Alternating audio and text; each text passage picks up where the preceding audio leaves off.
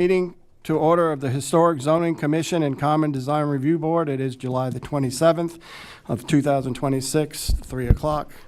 At this point, we do have a quorum. If you would please stand for the Pledge of Allegiance. I pledge allegiance to the flag of the United States of America and to the republic for which it stands, one nation, under God, indivisible, with liberty and justice for all. In front of you, you have the minutes from June 22nd. If you take a moment to look at them, see if you have any additions and or deletions. If not, I'll entertain a motion to approve. Motion to approve. Second. Motion's been made and properly seconded. Is there any other discussion? Seeing none, I assume you're ready to vote. All those in favor signify by saying aye. Aye. Opposed? It carries unanimously. Now we will start with the Historic Zoning Commission and Common Design Review Board cases. We will now call on Brent to start. Thank you. First case today is DDR 13-2026. It's the application of Madison Street United Methodist Church 403 Annex with the agent of Jerry W. Clark. Reason for the request is to paint the front, which is the south, and wrap around side of first buttress on west side where the brick is yellow. We intend to pressure wash the affected area, apply thorough seal sealer, recaulk joints, and apply 2 coats of latex. Remainder of building to remain as is for the present time for property located at 403 to 411 Madison Street. This yellow brick building is the 403 to 411 Madison Street. Our 2020 historic survey describes it as a 1- and 2-story brick commercial building from 1947 with a flat roof and concrete foundation. The southern facade of the 1-story section has 2 light fixed vinyl windows grouped in pair of triple and a glass and metal door. The west elevation of the 1-story store has 7 horizontal window openings with structural glass blocks. The windows are separated by wide brick pilasters. The 2-story section of the building has a facade storefront with a bank of 5 fixed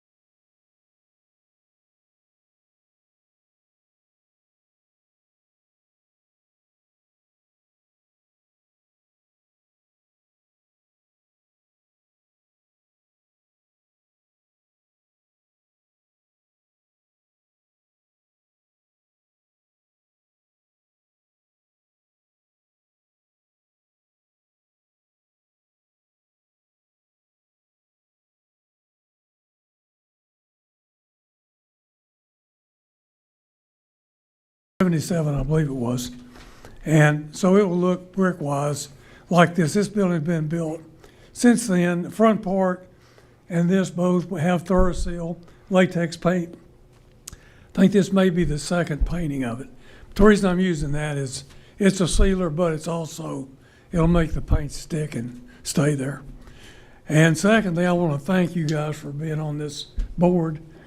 I was on a committee with Larry McMillan's dad, and we got this started, and I was the first chairman of it. Been a long time ago. So I appreciate it. And I also developed Greenwood Place, which is award-winning historic building. So we appreciate historic stuff, and we appreciate what you guys are doing. And I also want you to know I'm in favor of your increased ordinance from the church's point of view. I'm going to leave after this is done, but thank you for what you do. Nobody ever thanks you. I know that for a fact. So anyway, thanks a lot. Any further questions? Does anybody have any questions for Mr. Clark? Thank you, sir. Thank you. Would anybody else like to speak in favor? Please come forward, state your name and address. You'll have 3 minutes. Anybody else in favor? Anybody in opposition? Anybody opposed? Please come forward. Anybody opposed? Please come forward. Seeing none, we will now close the public hearing of DDR-13-2026. Is there any other questions or any? Yes, sir, David. Brent, I have a question for you, if you don't mind. The gray bar at the top of the windows, that's going to stay gray? It will. In speaking with Mr. Clark, Right. leading up to the meeting, I believe it's like an aluminum Kevlar. Okay. They were looking to remove it to expose the sills and the lintels, but Okay. I think that's just not in the cards right now. Okay. All right. Thank you. Anybody else? I'll entertain a motion. Motion to approve. Motion's been made and properly seconded, and I got reverb all in here. Motion been made and properly seconded. Any other discussion? Seeing none, I assume you're ready to vote. All those in favor signify by saying aye. Aye. Opposed? It carries. We will now go to DDR 14-2026. Brent?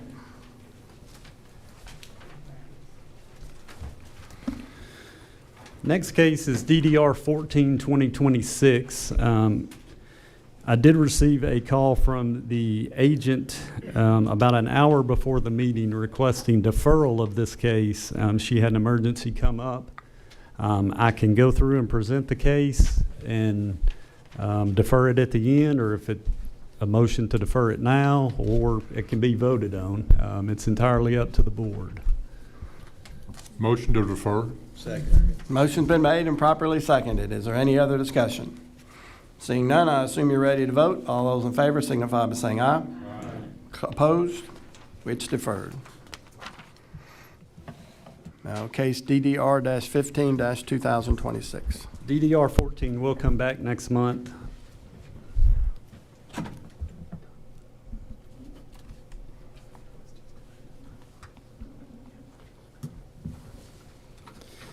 All right, next case is DDR 15-2026. It is the application of Chris Blackwell with the agent of Pam Powell. Reason for the request is the project involves conversion of an existing commercial use into an apartment building. We intend to add a level to the existing building. We will have approximately 12 apartments, a mix between 1 and 2 bedroom units for a property located at 25 Crossland Avenue. I want to thank Mr. David Smith for the images we will see going forward. This first one is looking into the site. We'll point out on this first slide, the building footprint will remain as is, and as I mentioned, an additional story will be added. The parking, the pavement as shown will remain as is. This application did receive a variance in May from the Board of Zoning Appeals to allow parking to back out into the public street. That conflicts with the landscaping ordinance, which requires a 10-foot landscaping strip between the public street and the parking lot. We did receive a legal opinion a couple hours ago which stated that the BZA variance was the controlling variance, and the CDRB cannot nullify that variance by requiring a landscape strip which would prevent the vehicles from backing out into the street. With that being said, continuing to just go around the site here, looking back toward the river. One from the rear of the site. I will point out there is some floodplain back in the rear that is remaining untouched. The property does severely drop off. It is 1 story from Crossland Avenue and 2 stories in the back, and it will now be 2 from Crossland and 3 in the rear.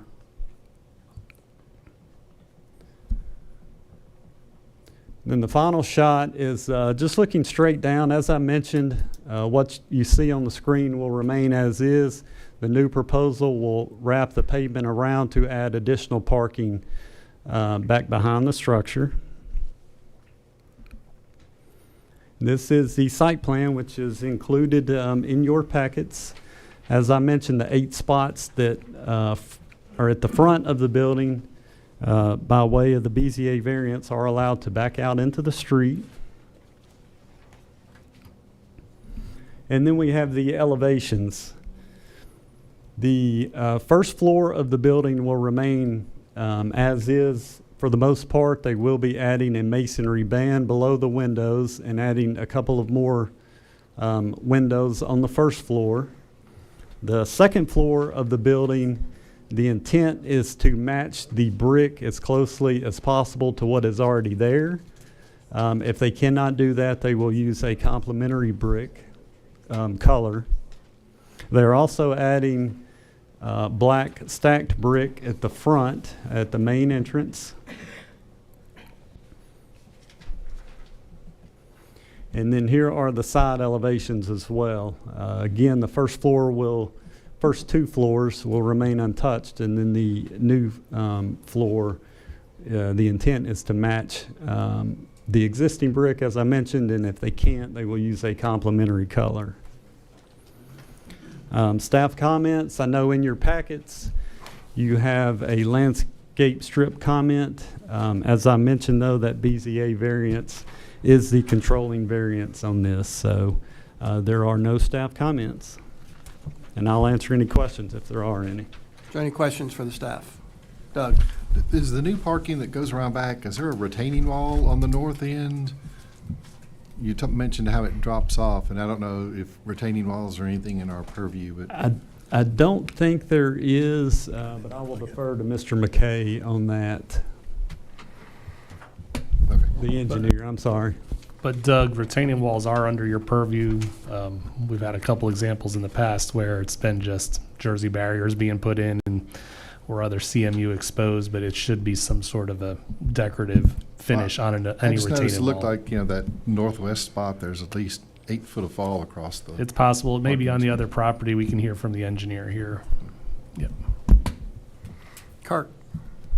I also had questions about that back parking lot. You said the slope was pretty high there. I just wanted to understand what the back parking lot looked like. So. Any other questions for the staff? Yes, ma'am. What would be the height? Turn your microphone on, please. Is it on? Okay, I'm sorry. What would be the height of this added part to this building? It To the existing. will.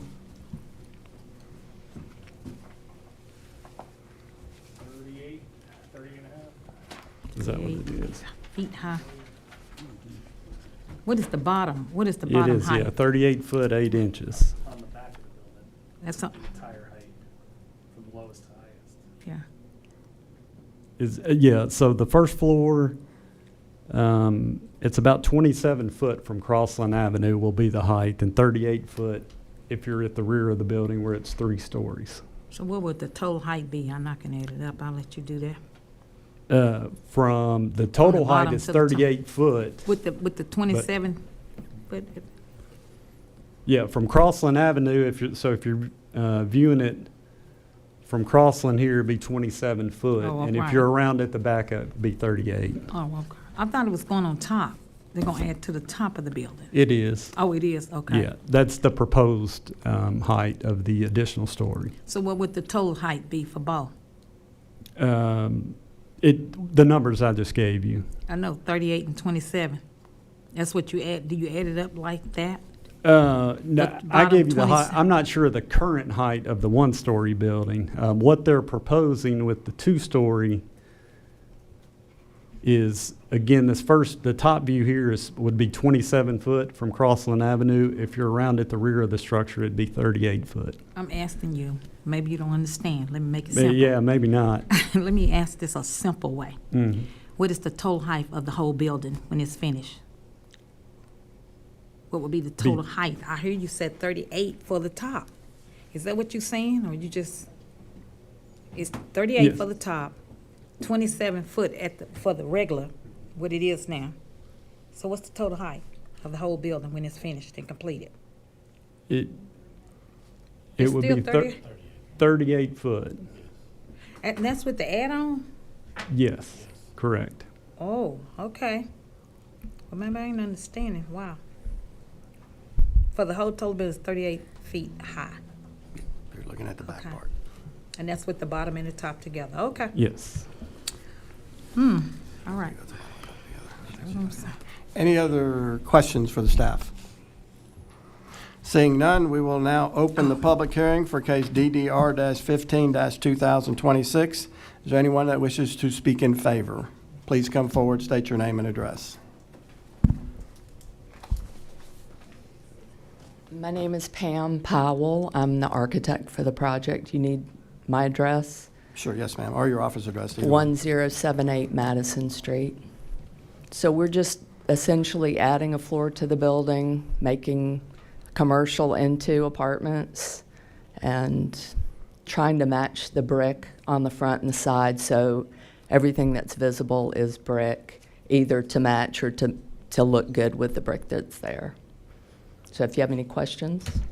Does anybody have any questions for Ms. Pam? David? So 12 units, Yes, sir, approximately. what bedroom breakdown, do we know yet? There's 2 bedrooms, Okay. 1 bedroom. Okay, That's- so in parking spaces, we have how many parking spaces? There are I mean, I kind of, 26, 28, Okay. at least 2 per unit. 2 per unit. Okay, that's all I have, thank you. Anybody else have questions for Ms. Pam? Could you talk to us a little bit about that back parking lot and what it would look like when you add that on the back of the building? What it would look like in terms of retaining walls, we Yeah. might need to get Mr. McKay Okay. up here. Okay. He's the civil engineer. Okay. He could better describe that. Okay, thank you. Pam, your air handlers and your other equipment, is it going to be roof mounted? Probably rooftop units. Okay, If there are any on the ground, I would say they would be in the back yeah, for the units that are in the back. okay. Any other questions for Ms. Pam? Nope. Thank you, ma'am. Thank you. Anybody else wish to speak in favor? Please come forward, state your name and address.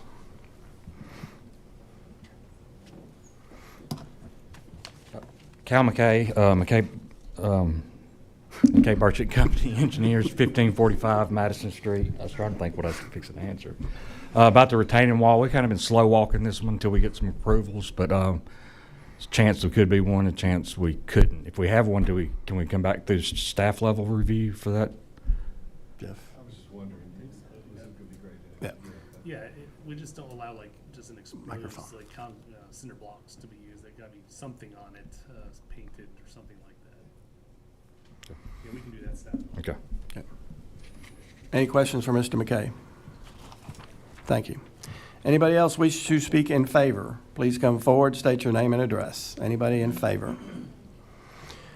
Seeing none, anyone in opposition of DDR-15-2026, please come forward. You'll have 3 minutes, state your name and address. Anybody in opposition?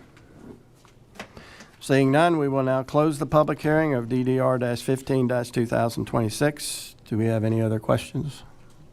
If not, I'll entertain a motion. Motion's been made and properly, is there a second? And properly seconded. Any other discussion? Seeing none, I assume you're ready to vote. All those in favor signify by saying aye. Opposed? It carries. Before we go forward, I want to get a point of clarity on the last one that we deferred. David, was your intention to defer it to the next meeting? Okay. And who seconded it? Is that, you good with that too? Is there anybody that wishes to change their vote on that? Seeing none, we will go forward, so it's implied that it's there. Okay. All right, now we will go to case number DO-72-2026. Thank you. DO 72-2026 is the application of Tim Hortons Coffee Shop with the agent of Beth Dormany with On Point. Reason for the request is developer proposes a 1,600 square foot Tim Hortons Coffee Shop and one 1,500 square foot retail tenant. The proposed coffee shop and retail is 26 foot and 29.7 foot behind the front setback respectively. A variance is requested for the 60% facade at setback requirement for property located at 1445 Fort Campbell Boulevard. This property does fall in the Cunningham Concord subdistrict of Fort Campbell Boulevard. And this first shot is looking into the site. It is the vacant land in between the Tennessee Gun Country to the right and DeVita to the left. Fort Campbell Boulevard in the foreground in that picture. Next shot is looking toward Post. The site is to the right of Fort Campbell Boulevard. Again, it's that vacant land. Then one from the rear of the site. And then one looking back toward downtown now with Fort Campbell Boulevard on the right. Final shot looking straight down onto the site, which will lead into the site and landscape plan. From the site and landscape plan, as I mentioned in the reason for request, they are requesting a variance by ordinance. 60% of that front facade should be at the setback line. The site and landscape plan is in your packet today. That setback line is, there's a row of parking right in front of the building. It is just on the edge of that parking. So by ordinance, 60% of that facade should be against that setback line. Next, we have the elevations. The bottom elevation is the west elevation. That is how it will be viewed from Fort Campbell Boulevard.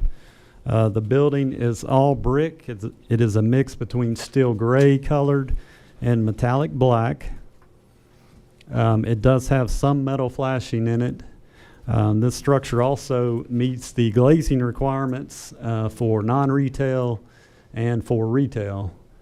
And then the middle, the north elevation, the Tim Hortons will have a drive-through associated with it.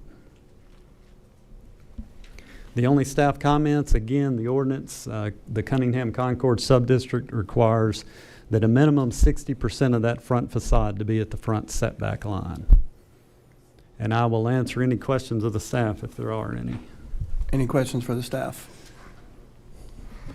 David? So Brent, what we've got is you've got a Tim Hortons, and what's the other part? Just proposed retail. Okay, for Tim Hortons, okay. Yep. All right, thank you.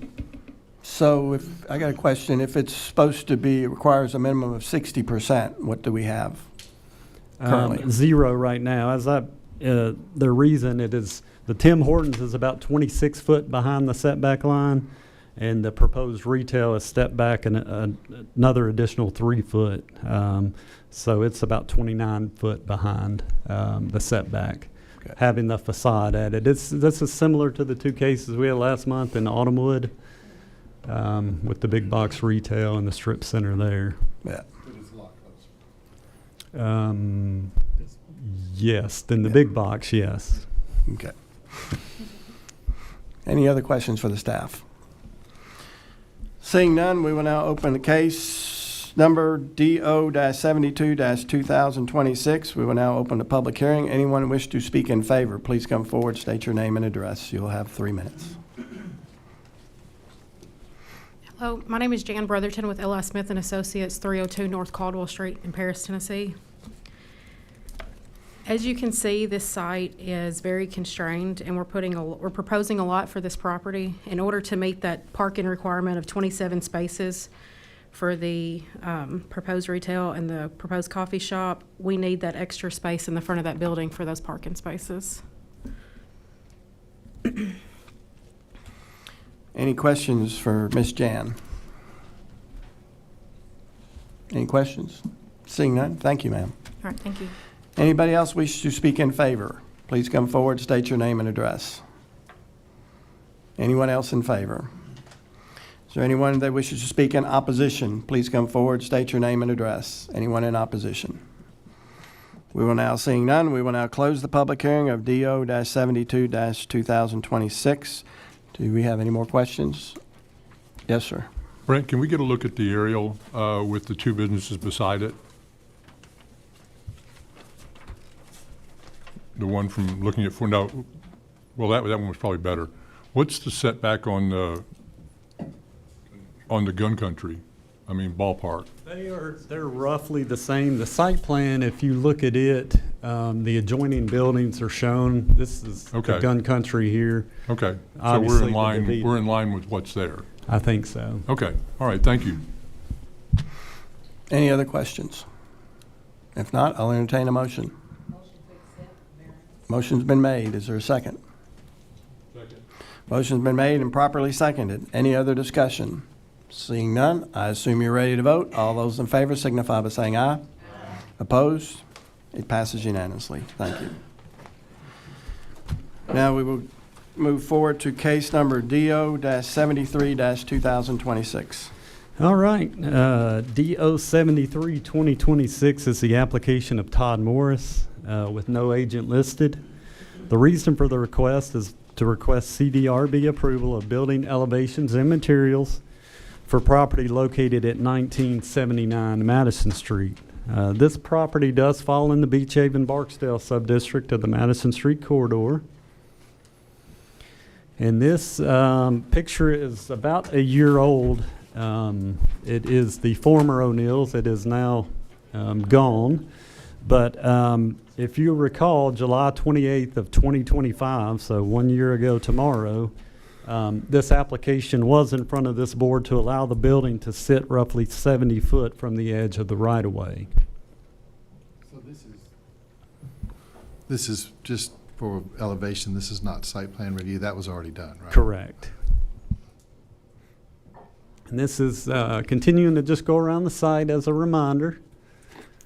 Again, that O'Neill's is gone now.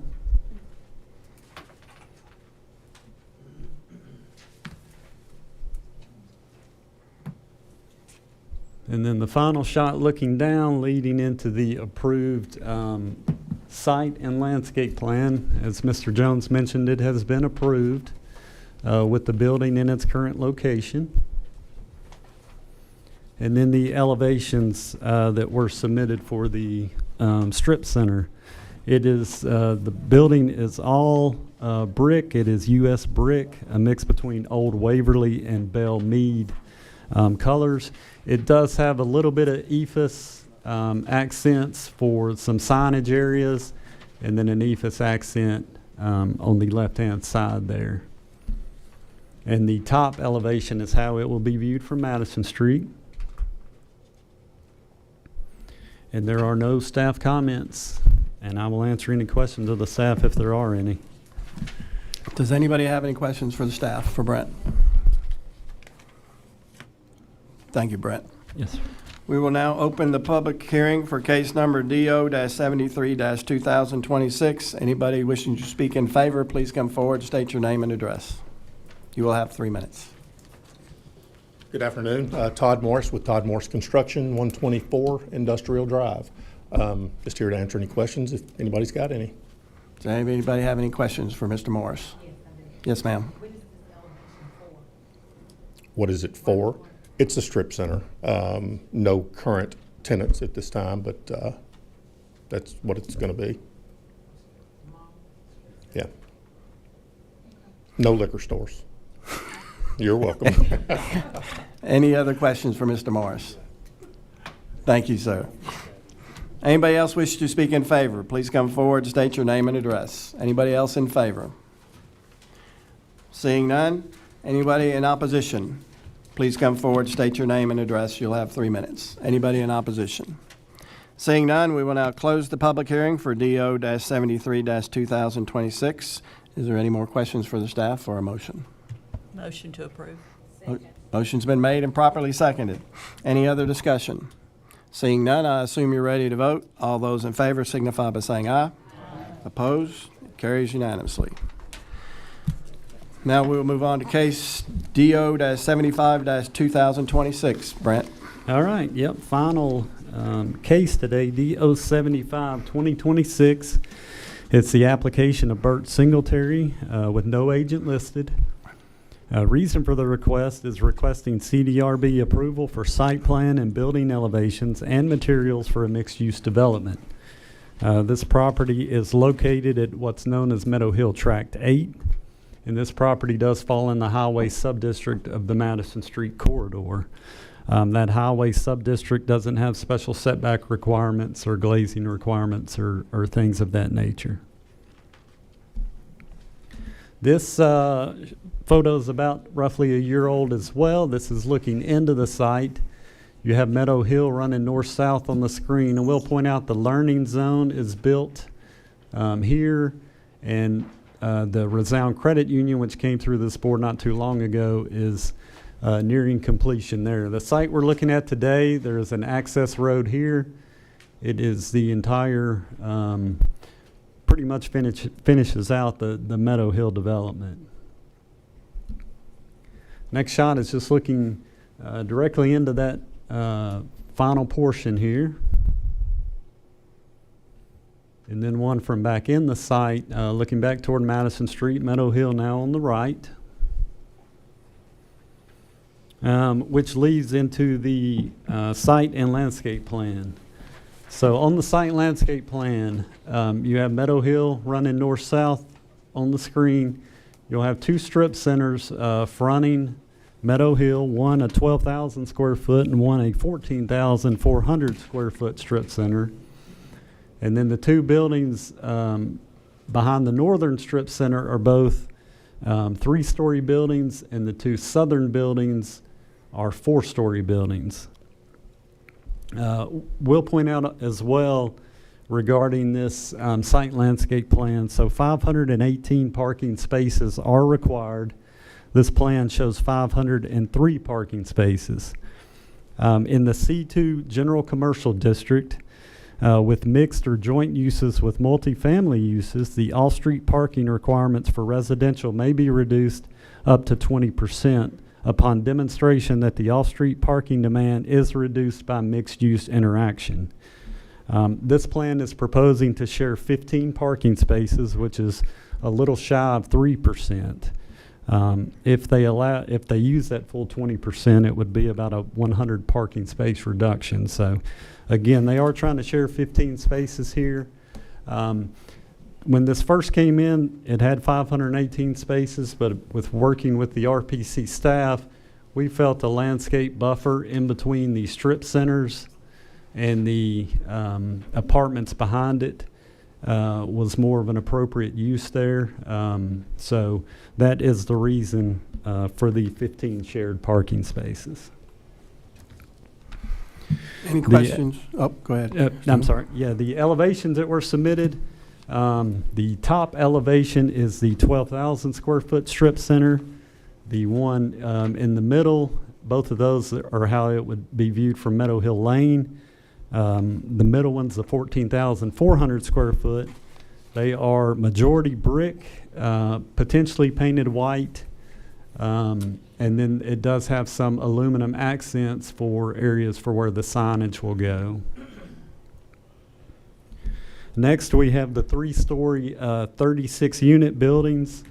This is the same building that is seen in the Millswood development currently.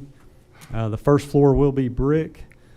Second, third floors will be hardy board with some brick accents, and it will have a hipped roof of asphalt shingles. Next slide is the 4-story 51-unit buildings. These buildings are currently being built in the Walker Farms PUD behind the Publix off of Trenton Road. First floor will be brick on these buildings.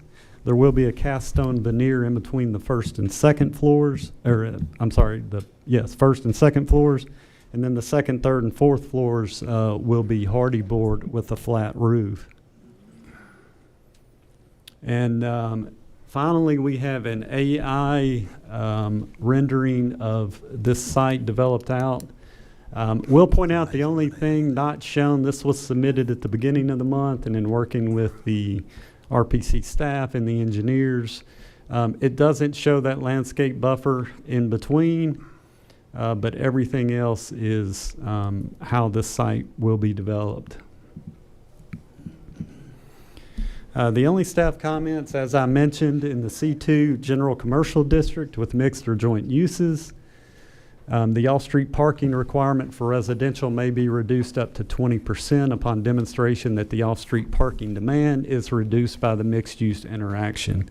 And again, they're allowed up to 20%. They're just shy of 3% with this plan. Any questions? Go ahead. I'll answer any questions. Any questions for the staff? How shy are they from 20%? Like 19.99 or? No, like 18%. They can share like 100 spaces, up to 100, and they're sharing 15. Okay. Any other questions for the staff? Seeing none, we will now open the public hearing for case DO-75-2026. Anyone wishing to speak in favor, please come forward, state your name and address. You'll have 3 minutes. Anybody in favor?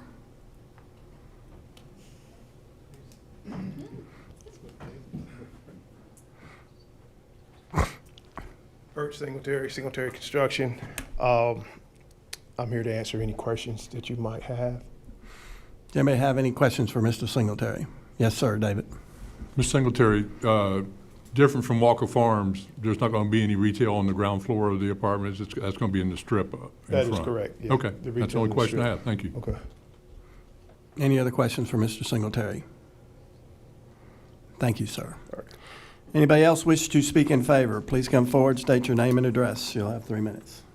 Hi, I'm Desiree Hawkins, McKay Burgett and Company, 1545 Madison Street. I'm one of the engineers on this project, and I'm here to answer any questions that you may have. Any questions? Thank you, ma'am. Okay, thank you. Anybody else wish to speak in favor? Please come forward, state your name and address. Seeing none, anybody wish to speak in opposition? Anyone wish to speak in opposition? Seeing none, we will now close the public hearing for DO-75-2026. Is there any more questions? If not, I'll entertain a motion. Motion to approve. Motion's been made. Is there a second? Second.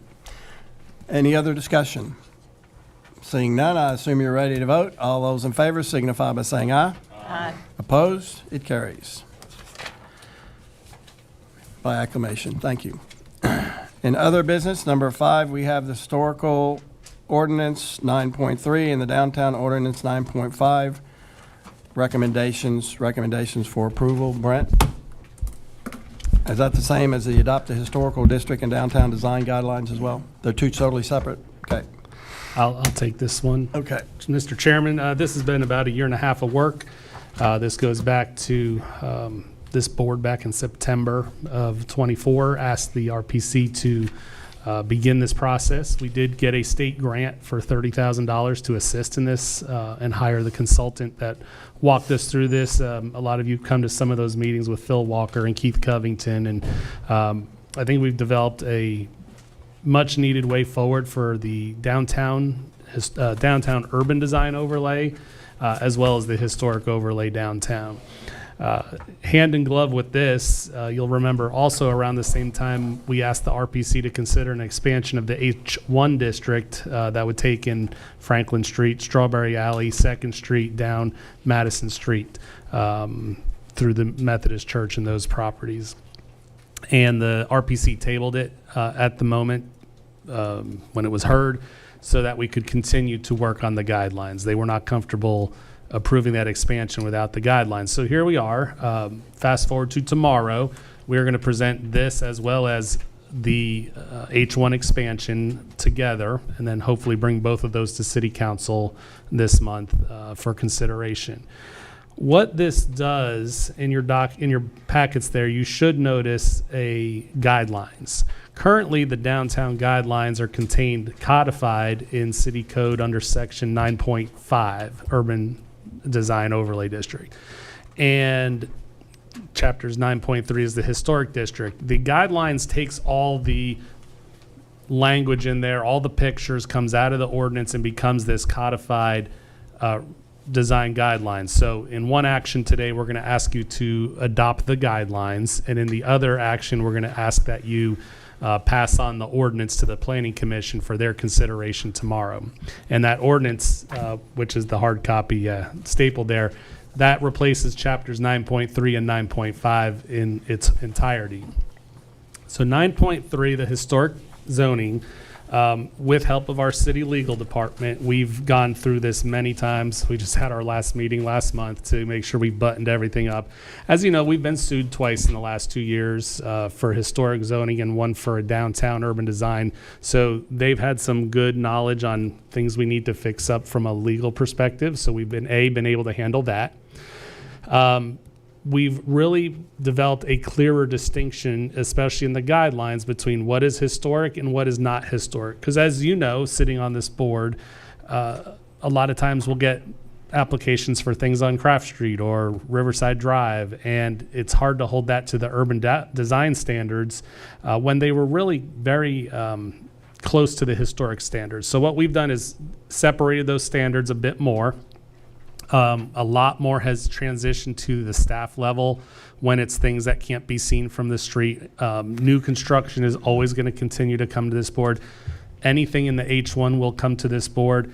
And demolitions in the urban design will only come when the staff deems it as a contributing structure, and there's some guidance in the guidelines on what should be considered a contributing structure, whereas in the past, everything in the design urban design guidelines, or urban design overlay did have to go to the board. So that's some of the big things. What else is there? We have included a demo by neglect chapter. I think that's been a big request by a lot of you. Again, we don't have the enforcement teeth, the code department does, but what it does allow is that code enforcement or this board can ask someone to come to this board and answer questions. And from there, then the code department can take it for action. But it's not, I wouldn't call it a true subpoena power because you can't subpoena at this board, but you are asked to appear in front of this board to answer any questions regarding demolition by neglect. It also allows the code department to keep an eye on those things. We added the state vesting law to the COA process, certificate of appropriateness. In the past, we believe they probably just were good forever. Well, what happens when you get a COA but you never do your project and then it comes in 10 years later? The state vesting process tells you have 3 years. If you don't begin your project but you've done other work, you can extend that up to 5 years, or you'd have to come back in again. Once you build your project, you're good for up to 15 years, but you have to start your project. So that will keep you from worrying about approving something today and then it not being built for 15 or 20 years. So it does have an expiry per the state law. And then finally, we did build in an economic hardship appeal. I know that's one we've had before, and in fact, I think one of our court cases wasn't more of an economic hardship that went to Chancery Court. And the process is so that they come through once. You don't talk about economics the first time. You either get approved or disapproved. If you're disapproved, there's a list of information you have to supply. It's pretty extensive, actually. It's not just a written statement. It's bank forms, appraisals, and things like that to say, I cannot make this work. I don't have the funds to make this work. It's not worth it on the market. And then they get to come back to the board and talk about alteration or demolition from an economic perspective, basically get a second bite at it prior to then going to court. So we built in that internal process, but it's a second loop. It's not included in the first application. You're always going to consider the building and the property first. If it becomes that perspective, then it could come back to the board. But again, there is a list of information in that ordinance that would have to be supplied. The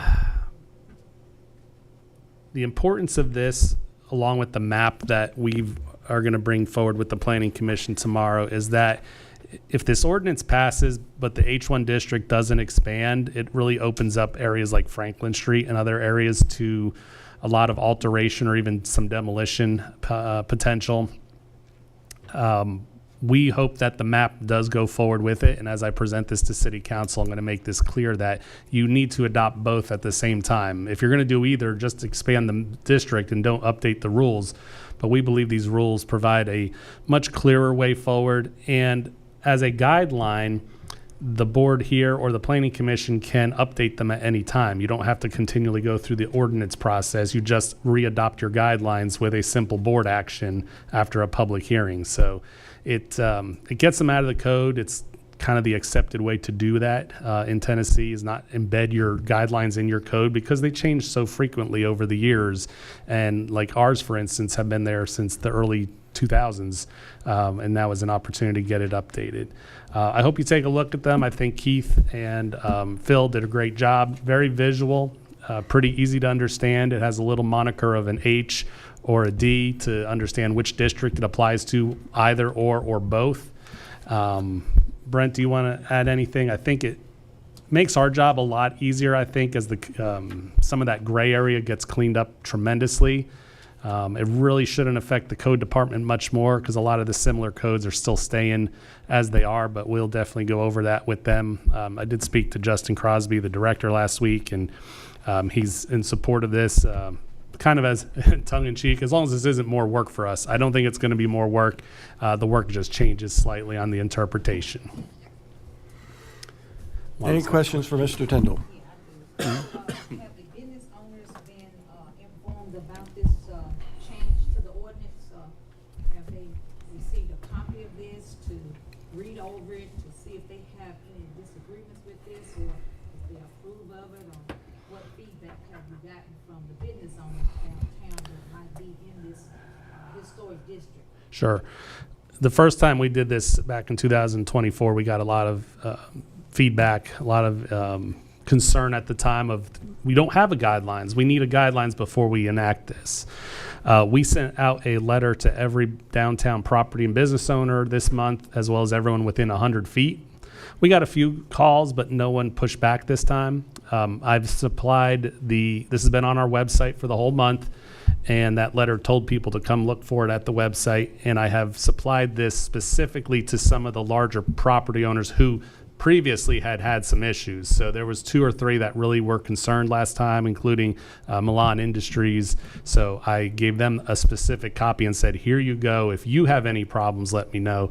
So we've not heard back any comments on it this time. So I'm going to assume that's good to go. And all the different meetings we had along the way, these folks were in the room with us as we were presenting our findings from the consulting group. I'm surprised. Would you forward that to me, please? Yeah. I don't have to discuss it all then, I'll just forward it to you. All right. Mr. Tyndall, other than the demolition by neglect, does the board have any power to, let's say we have a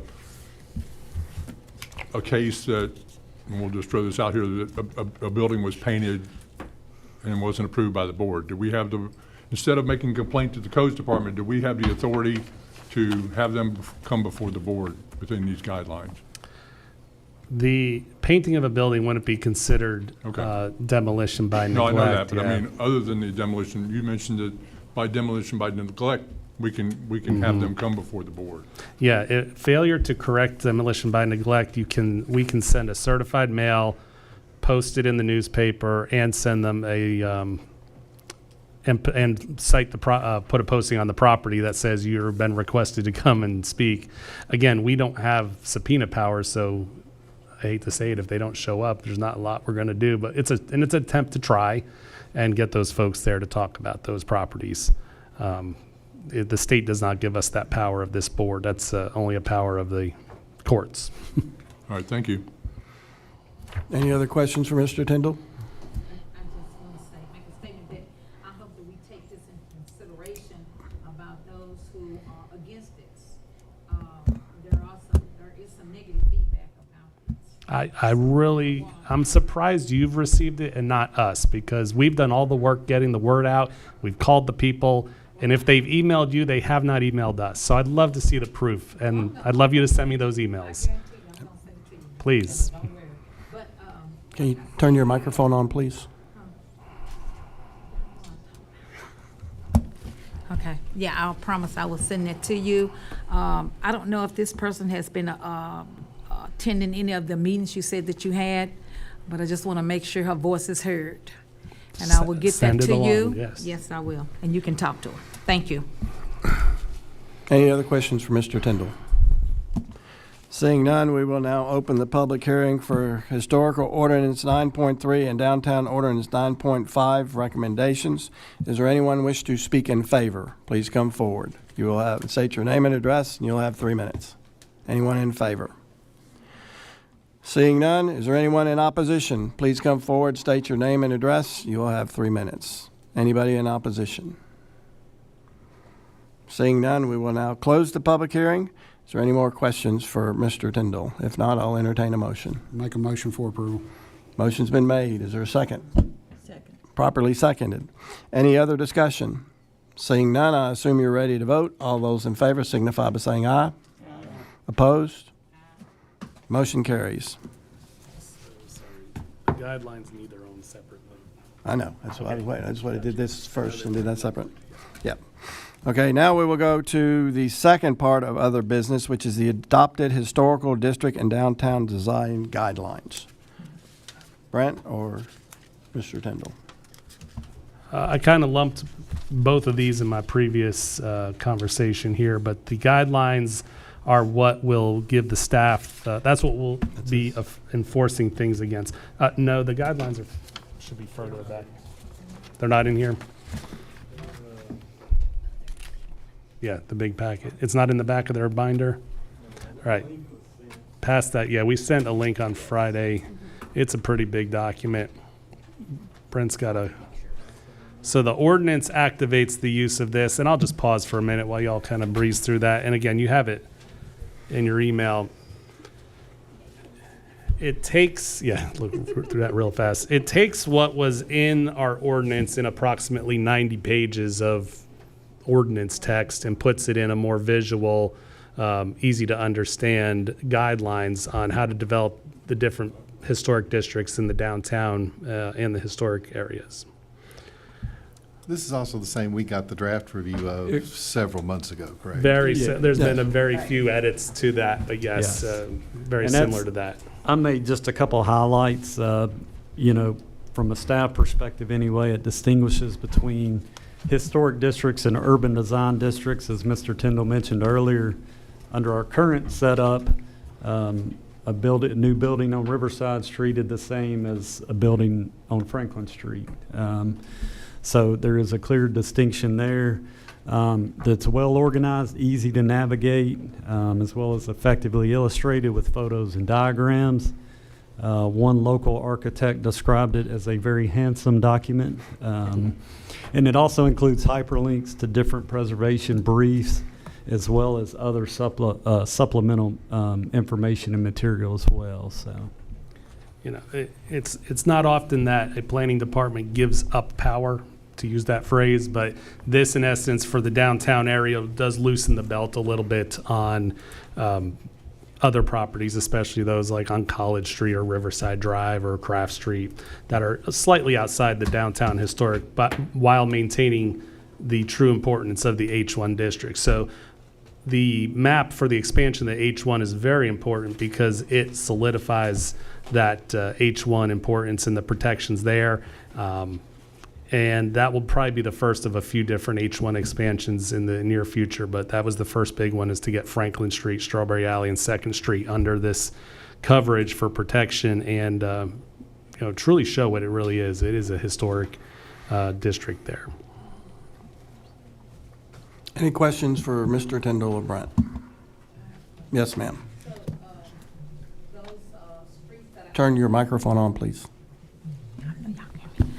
Those businesses, I guess, outside of the, slightly, as you said, slightly outside of the historic district. They're not in here today. They're not in this ordinance. You haven't added them in the ordinance, is that correct? Craft Street, you said, and Franklin, am I right? The downtown urban design overlay expands from Two Rivers Mall up to the Turn Bridge, up Crossland Avenue, down to the Vulcan property by Craft Street, that intersection. It does not include Austin Peay State University because they're a state agency, right. and then it goes up Second Street. It applies when you're not in a historic district. If you're an H1 property, then you follow the historic district. If you're not, you're just going to follow the downtown guidelines. How do you know you're not in the H1 district? I know you've got the policies here, but how do we know that? We have maps, and it's on the zoning maps. So what about the homes? Is this just for businesses and homes as well? In the historic district, single-family homes are held to this. You've heard What? from, yeah, it's always been that way. You've heard from like Mr. Sharp before. Historic homes are held to the standards, but in the downtown urban design, homes are not held, single-family homes are not held to the standards in the downtown urban design. I understand that, but what I'm saying is, I know we have talked about a lot of historical properties here in Clarksville, like on Madison Street, for example, and some that we didn't want to tear down, and we had that big cahoots about it. Some of the residents did, and so I'm talking about, let's say, over where I live. Let me just make it plain. Where I live, is that in the historic district now? Only the frontage, the commercial properties on College Commercial. Street. Okay, but not the homes. Yeah, the Red River neighborhood is not included in the downtown urban design overlay. Okay. And neither is Kearney Savage area over there. That's No. my neighborhood. Yeah, and Reynolds Street is not, and anything pretty much past 10th Street is not going out of town. Okay. Sounds good right Yep. there. That sounds good. Yeah, there's a map in the. That's why I wanted to know. I wanted to make sure. The map is about 3 pages from the end in the handout that's in your packet It's in our there. handout. Okay. Yeah, Oh, and that here. map's been there since 2020-ish timeframe. So that map's not changing. We're not expanding the district at this time. Okay. First Any- time I've seen it in a long time. Now that it's attached to your ordinance. I'm still gonna have some questions from, at the council meeting, okay? Thank you. Any other questions for Mr. Tyndall or Brent? Public hearing? Yeah, might as well. Okay. Just be safe. We will now open the public hearing for the adoption of the Historical District and Downtown Design Guidelines. Is there anyone that wishes to speak in favor? Please come forward, state your name and address. Anyone wishing to speak in favor? Seeing none, anyone wish to speak in opposition? Please come forward. Anyone in opposition? Seeing none, we will now close the public hearing for the Adopt Historic District and Downtown Design Guidelines. Is there any other questions? If not, I'll entertain a motion. Motion to approve. Motion's been made. Is there a second? Properly seconded. Any other discussion? Seeing none, I assume you're ready to vote. All those in favor signify by saying aye. Opposed? It carries unanimous. And there's one opposition. Okay, so it passes. Now going to number 5, is there any public comments anyone that wishes to make any public comments today? Please come forward and state your name and address. Anyone wishing to make any public comments? Seeing none, I will entertain a motion to adjourn. Doesn't matter. Motion's been made. Is there a second? Second. And properly seconded. Any other discussion? Seeing none, I assume you're ready to adjourn. All those in favor signify by saying aye. Opposed? We're adjourned. Thank you very much, and have a great day. Stay cool. It's going to be hot.